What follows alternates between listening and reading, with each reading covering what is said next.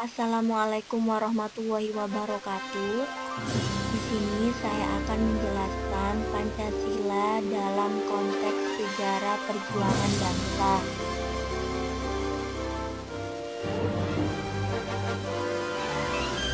Sebelum menjelaskan ke materi, perkenalkan nama saya Lailatul Fitriah dari Pendidikan Ekonomi 2019A.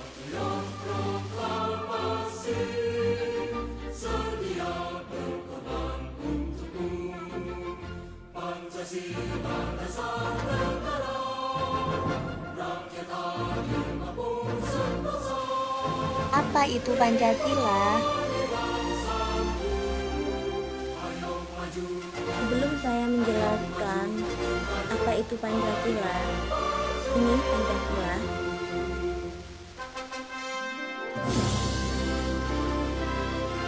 Pancasila adalah suatu ideologi dan dasar negara Indonesia yang menjadi landasan dari segala keputusan bangsa dan mencerminkan kepribadian bangsa Indonesia. Dengan kata lain, Pancasila dasar dalam mengatur pemerintahan negara Indonesia yang mengutamakan semua komponen di seluruh wilayah Indonesia. Sedangkan menurut secara etimologi, kata Pancasila berasal dari bahasa Sanskerta India, kasta Brahmana, yaitu kata panca yang artinya lima, dan sila yang artinya dasar. Sehingga arti Pancasila secara harfiah adalah lima dasar. Menurut berbagai sumber, istilah Pancasila mulai dikenal sejak masa Kerajaan Sriwijaya dan Majapahit. Walaupun belum dirumuskan secara konkret, pada masa itu, sila-sila dalam Pancasila sudah diterapkan dalam kehidupan masyarakat dan kerajaan. Berdasarkan kitab Sutasoma karangan Empu Tantular, arti Pancasila adalah berbatu sendi yang lima, atau dapat diartikan sebagai pelaksanaan kesusilaan yang lima. Selain itu, Pancasila juga dituliskan dalam kitab agama Buddha yang ditulis dalam bahasa Pali, Pancasila. Pancasila adalah ajaran dasar moral agama Buddha yang ditaati oleh para pengikut Siddhartha Gautama.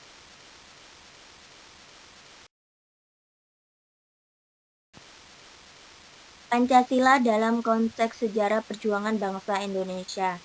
Secara kronologis, Pancasila sebagai filsafat negara tumbuh dan berkembang, sejalan dengan sejarah perjuangan Indonesia yang cukup panjang. Lahirnya falsafah Pancasila tidak terlepas dari sejarah perjuangan bangsa yang telah dimulai sejak zaman kerajaan-kerajaan yang mengalami masa pasang surut dan terpecah dengan masuknya bangsa Barat.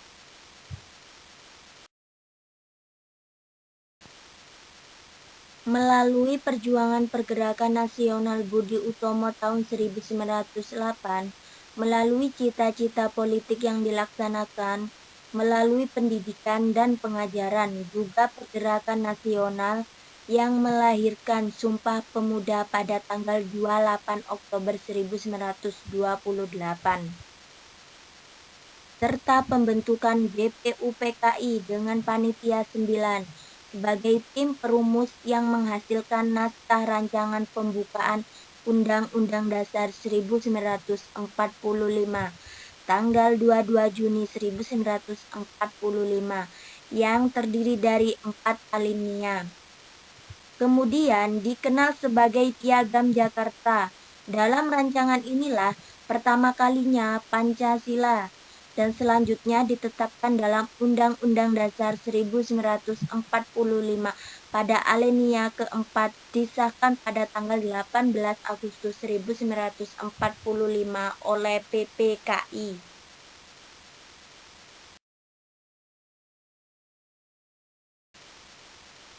Nilai-nilai Pancasila telah ada pada bangsa Indonesia sejak zaman dulu kala sebelum bangsa Indonesia mendirikan negara. Proses terbentuknya negara Indonesia melalui proses sejarah yang cukup panjang, yaitu sejak zaman batu hingga munculnya kerajaan-kerajaan. 1. Kerajaan Kutai. Pada zaman ini, masyarakat Kutai yang membukai zaman sejarah Indonesia pertama kalinya ini menampilkan nilai-nilai sosial politik dan ketuhanan. 2. Pada zaman Kerajaan Sriwijaya. Cita-cita tentang kesejahteraan bersama dalam sesuatu negara telah tercermin pada Kerajaan Sriwijaya ini, yang berbunyi yaitu Makuat Panua Sriwijaya Sirdayara Subhika, yang artinya suatu cita-cita negara yang adil dan makmur.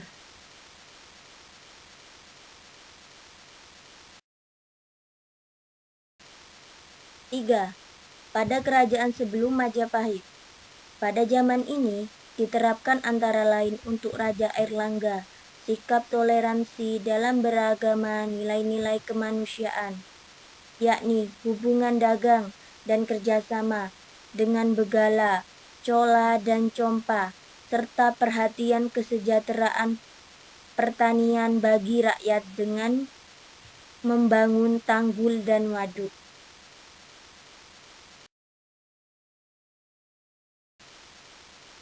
4.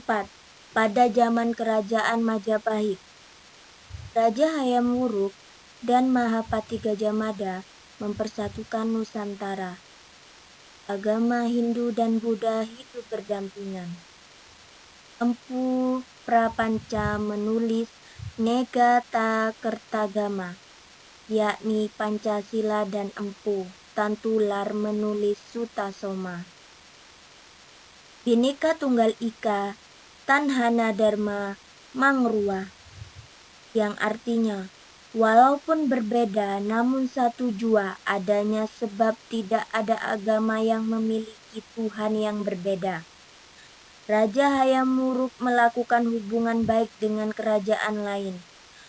Bukti-bukti lain yang menunjukkan bahwa nilai-nilai Pancasila sudah ada pada zaman Kerajaan Majapahit adalah pemeluk agama Hindu dan Buddha yang pada waktu itu hidup rukun dan damai.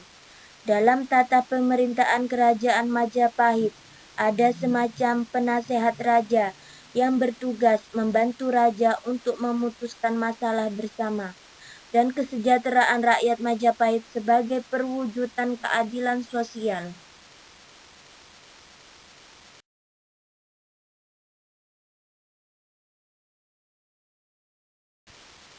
5.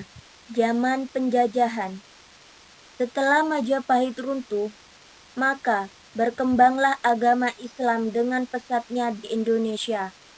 Bersama dengan itu, maka berkembangnya pula kerajaan-kerajaan Islam seperti Kerajaan Demak. Selain itu, berdatangan juga bangsa-bangsa Eropa di Nusantara. Bangsa asing yang masuk ke Indonesia pada awalnya berdagangan, namun kemudian berubah menjadi praktek penjajahan. Adanya penjajahan membuat perlawanan dari rakyat Indonesia di berbagai wilayah Nusantara. Namun karena tidak adanya kesatuan dan persatuan di antara mereka, maka perlawanan tersebut senantiasa sia-sia. 6. Menjelang penjajahan Belanda tahun 400 sampai 600 Masehi. Kerajaan Kutai, Kaltim, Raja Mulawarman Prasasti Batu Tulis mengadakan kenduri dan membersedekahkan pada para Brahmana. Nilai-nilai yang terkandung dalam upacara kenduri adalah nilai ketuhanan, nilai persatuan. Pada abad ke-13 tahun 1227, agama Islam masuk melalui Aceh di bawah pendagang Parsi dan Gujarat. Kerajaan pertama Samudrai Pasai, kemudian disusul kerajaan Islam di Pulau Jawa, Banten, Tuban, Gresik, Cirebon. Pada abad ke-16, masuklah agama Kristen yang dibawa oleh pendagang Portugis dan Belanda.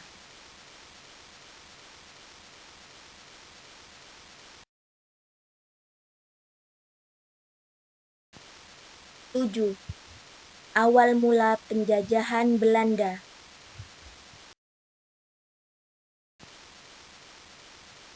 Pada masa kerajaan Islam, mulailah datang negara Belanda dengan tujuan mencari rempah-rempah. Pada hakikatnya, pelayanan secara fisik terhadap Belanda terjadi secara sendiri-sendiri, hampir di setiap daerah Indonesia. Tidak adanya persatuan dan koordinasi dalam melakukan perlawanan, sehingga tidak berhasil mengusir penjajah. Sebaliknya, malah memperkukuh kedudukan penjajahan.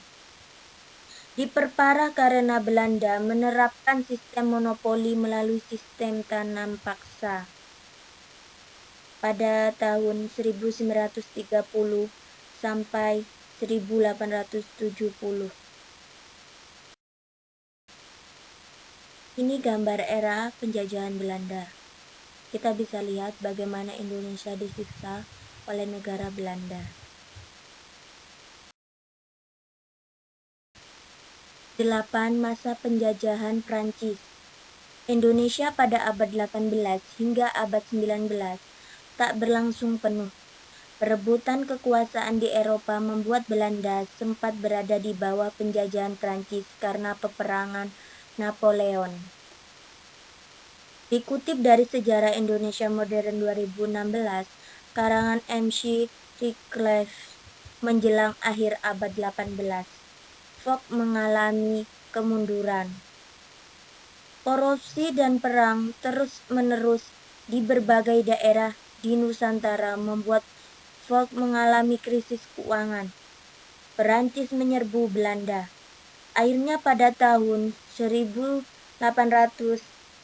Perancis menguasai pemerintahan Belanda yang ada di Eropa dan berimbas kepada pemerintahan Hindia Belanda. Pemerintahan Hindia Belanda diambil alih oleh Perancis pada tahun 1808. Herman William Daendels diutus oleh Ludwig Louis Napoleon untuk menjadi gubernur yang menjabat di Batavia dengan tugas utama yaitu mempertahankan Pulau Jawa dari serangan Inggris. Tuntutan pemerintahan Belanda kepada Daendels hanyalah pada ketahanan dan ketentaraan. Ini gambar era penjajahan Prancis.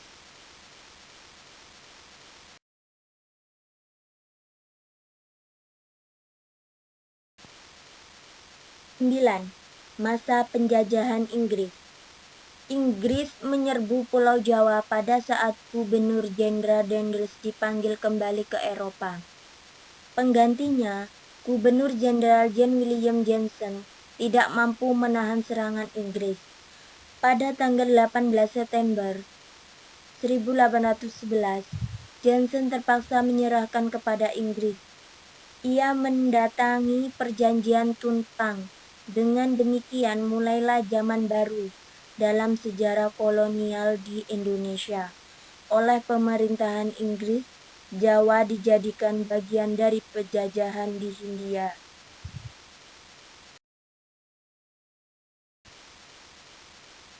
Ini gambar era penjajahan Inggris.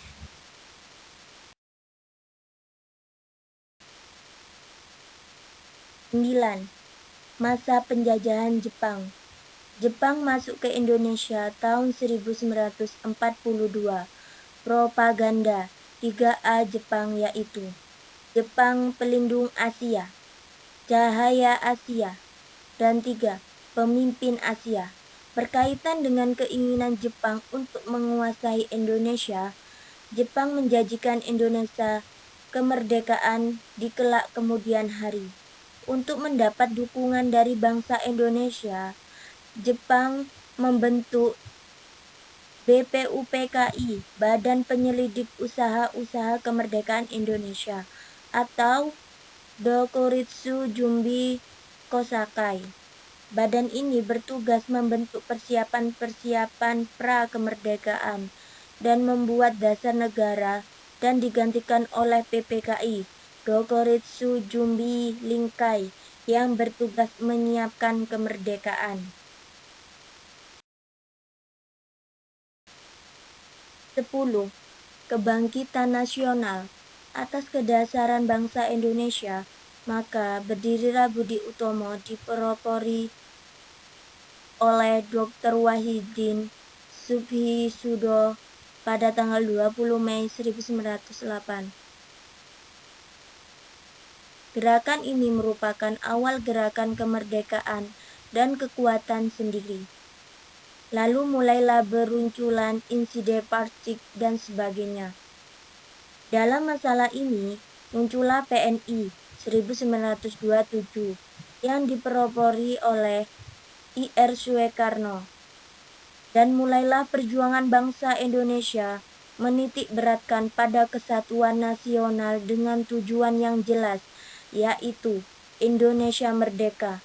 Kemudian pada tanggal 28 Oktober 1928, lahirnya Sumpah Pemuda sebagai penggerak kebangkitan nasional. Pada masa ini, banyak berdiri gerakan-gerakan nasional untuk mewujudkan suatu bangsa yang memiliki kehormatan akan kemerdekaan dan kekuatannya sendiri. Sidang BPUPKI.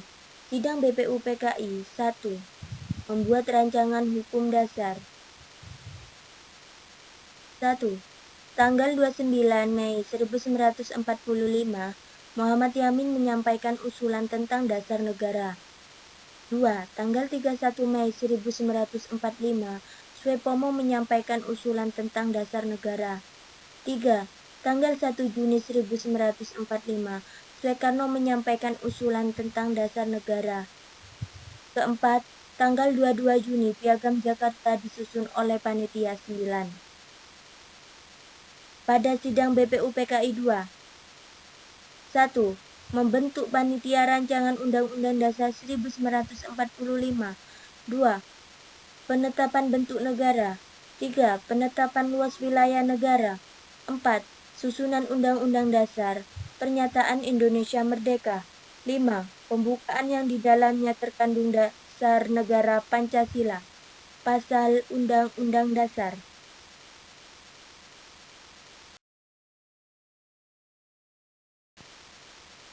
Bapak Insinyur Soekarno yang membaca proklamasi kemerdekaan.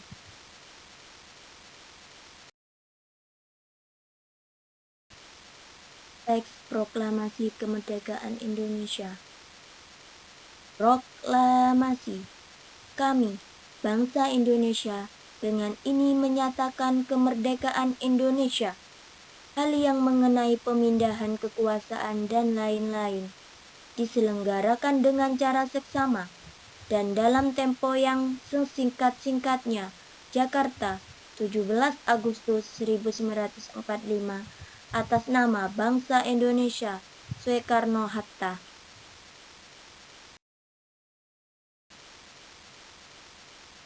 Sidang PPKI. Pada sidang PPKI 1.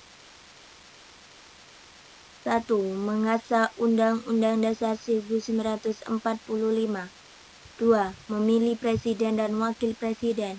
3. Menetapkan berdirinya Komite Nasional Indonesia, pusat berbagai badan musyawarah darurat. Sidang PPKI 2. 1. Pembagian daerah atau provinsi. 2. Pembagian kementerian atau departemen. Sidang PPIKI 3. Pembentukan Badan Keamanan Rakyat (BKR). Sidang PPKI 4. Membahas Komite Nasional dan membahas Partai Nasional Indonesia.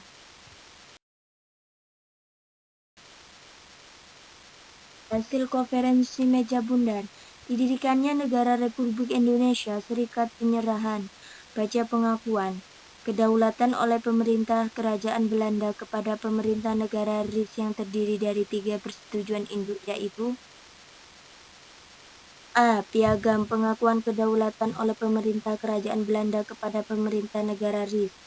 B. Status UNI. C. Persetujuan perpindahan.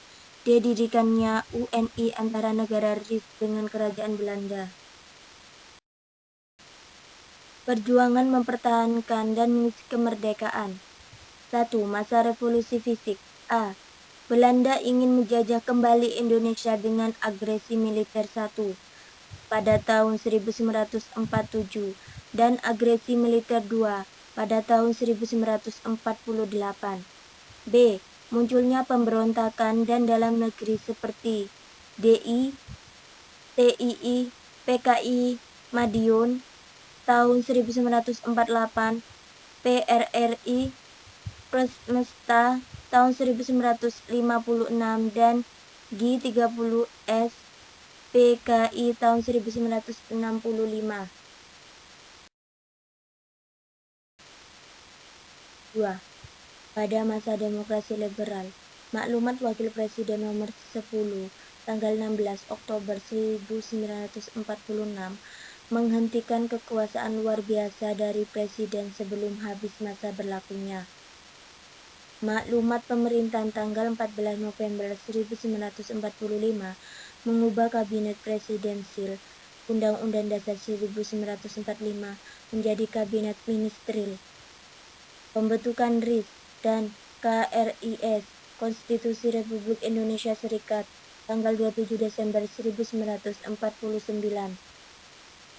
Lahirnya NKRI dan UUDS 1950. 3. Masa Orde Lama. 1. Mengeluarkan Dekret Presiden tanggal 5 Juli 1959.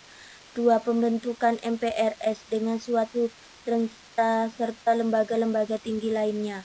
3. Perumusan kekuasaan dengan mendirikan badan-badan yang tidak dikenal dalam Undang-Undang Dasar 1945, yaitu Front Nasional dan Badan Pengawasan Aparatur Negara. 4. Mengangkat Presiden Soekarno menjadi pimpinan besar revolusi dan sebagai presiden seumur hidup oleh MPRS.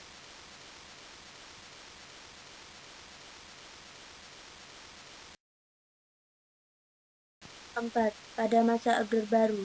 1. Melaksanakan Trikora untuk memasukkan Irian Barat ke wilayah Republik Indonesia. 2. Mengadakan sidang MPRS 4 tahun 1966, sidang istimewa tahun 1957 dan sidang MPRS 5 tahun 1968 sebagai suatu koreksi prinsip terhadap penyelewengan yang telah dilakukan oleh Orde Lama. 3. Sidang MPR tahun 1973 sebagai upaya MPR untuk mengatur kembali, melengkapi, dan menyempurnakan ketentuan-ketentuan Undang-Undang Dasar 1945, serta melempirkan penelita dan repelita 2 dalam rangka pelaksanaan GBHN. 5. Pada era global, pengangkatan Wakil Presiden B.J. Habibie sebagai Presiden dan pembentukan Kabinet Reformasi. 2. Mengeluarkan TAP MPR RI No. 10 MPR 1998 tentang pokok-pokok reformasi pembangunan dalam rangka penyelamatan dan normalisasi kehidupan nasional sebagai haluan negara. 3. Penyelenggaraan negara yang bersih dan bebas dari KKN dengan TAP MPR nomor 11 MPR 1998. Sekian dari saya, mungkin ada kata-kata yang salah, mohon maaf sebesar-besarnya. Wassalamualaikum warahmatullahi wabarakatuh.